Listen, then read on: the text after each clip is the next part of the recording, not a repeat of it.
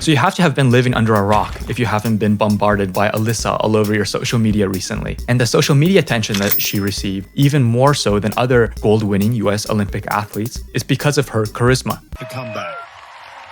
She just has such an aura and an atmosphere about her. There's this nonchalance, but when A core part of Alyssa's packaging is her relatability. She's often called a Gen Z icon, but I think there's also a little bit of an ironic twist lurking underneath the surface here.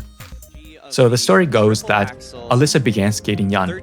She was overpressured by her dad and her coach, and so that led to burnout, and she ended up quitting skating at the age of 16. Later, after she experienced the joys of skiing for the first time, that made her reminisce about her time skating, and she fell back in love with the sport at 19. But this time, she decided to do it her own way. She picked her own routine, she picked her own dress, which she said might even be uncomfortable to the judges, but she didn't care because she wanted to express her authenticity. And so she went on to win Olympic gold.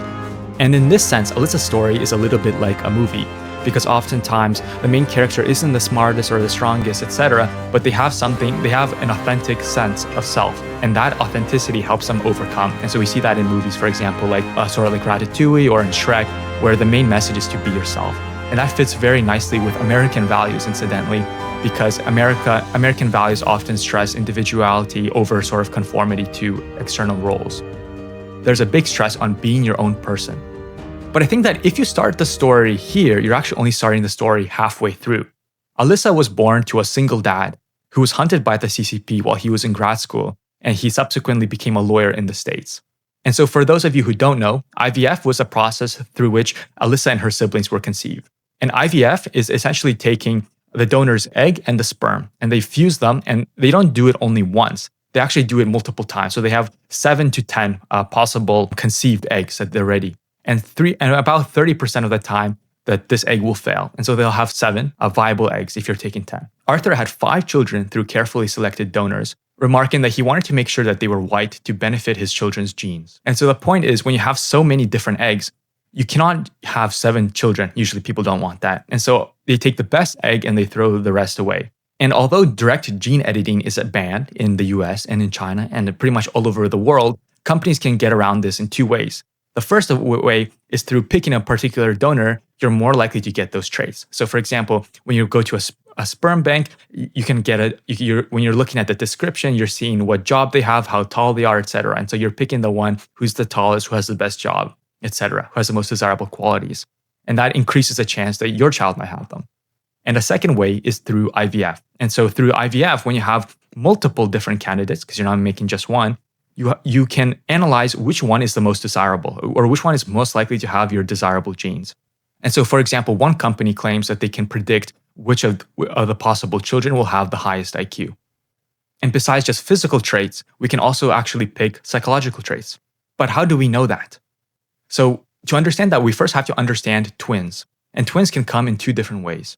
Twins can come through when the fertilized egg splits, and that forms identical twins. So they look exactly identical. And another way that twins can form is when 2 eggs are fertilized at the same time. And so they're born together, but they're actually as genetically identical as siblings are. And so on average, they share about 50% of their genetics with each other. And so the point is that if you want to know how genetic something is, so for example, extroversion, identical twins will always have the same level of extroversion if it's 100% heritable. If it's not heritable, then it's going to be no more than chance.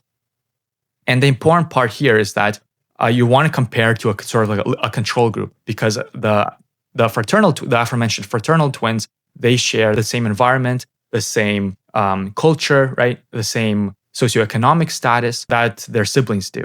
And so you can tell how genetic a trait is by comparing identical and fraternal twins. And so when you compare identical and fraternal twins, if a trait is 100% genetic, they will always have the same response, the identical twins. The fraternal twins will only have response 50% of the time.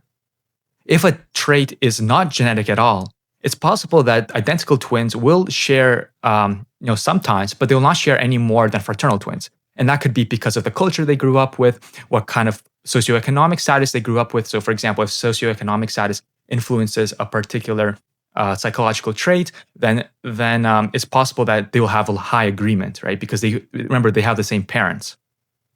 But when you compare them to a control group, you sort of see that it's no different than siblings who share about 50% of their traits. you would assume that it has a low genetic basis, right? And so using this process, we can find that many psychological traits like extroversion, social dominance, psychopathy, and even how prone you are to authoritarianism all has a genetic basis lying underneath. Now that Alyssa has won, right, and she's performed at a very high level, it's very much possible that in the future she will sort of set a standard for future athletes that to win, you have to be not only training really hard and also be really lucky with your genetics, but you also have to. The only way to ensure such a high level of luck is to be bred from the very beginning. So they're picking particular traits, so particular donors, into engineering the best athlete and bringing the most renown to their country. Another possibility that this might have on the Olympics is that when people watch the Olympics, they want to tune in because they feel connected, right? When somebody loses or somebody wins, you feel it as a country, you feel it as a group together. But when you look at the rink, right, and you kind of see somebody who, this is not entirely true in Alyssa's case, but it might be the truth going forward, it's only the very wealthy who can pick particular donors. And so when they pick particular donors, they have a very strong genetic advantage. And so you might feel no kinship towards what you're watching on the screen. And this might lead to people sort of tuning out because this lacks sort of the relatability factor between the people performing and the relatability to you as a countryman, right? So you might see it as two different kind of social classes. And it kind of makes sense. When you look at them, you say, oh, of course, you might not ascribe that they're good at anything towards their level of dedication or their work, but just because they're born that way. And that might be a little bit true as well. And so these are the two different ways that I think that Alyssa's win might impact the future of sports. Leave your thoughts in the comments. Thank you very much for watching. We're at 20 subscribers now, which is pretty cool. And I'll see you in the next one.